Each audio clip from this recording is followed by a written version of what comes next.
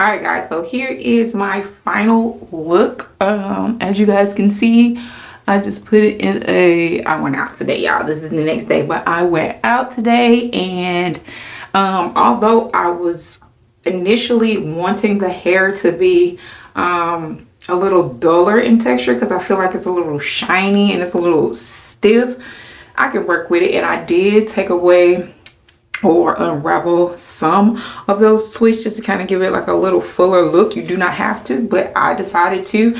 I used almost 8 of the 9 packs, and it does have a little weight on it. This is 12 inches. I thought about going for the 9 inches, but I decided not to.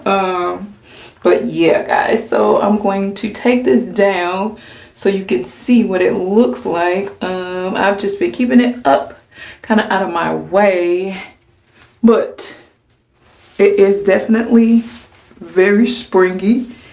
But it is definitely good for the summer, and y'all, it is so hot outside. So this is definitely something that you could wear and not have to worry about if your curl's gonna fall. I feel like this is good too for the pool. So if you're on vacay, to the beach, I definitely feel like this hair is good for vacay. So I'm gonna give you guys a final like look.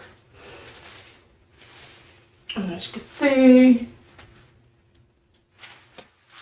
and this is, like I said, this is with me taking some of the twists apart, because like I said again, I wanted a fuller look, and to me it was looking flat with them just like all the way twisted. But I definitely still like it, even though it's not exactly what I was going for. And the hair that I originally was going for, guys, is like a dupe of the twist that I've had years ago.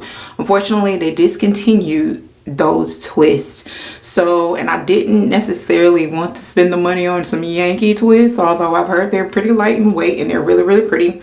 That just was not in my budget right now. So I did find these, and although I feel like they do look a little bit too shiny for me in my opinion, I do still like them.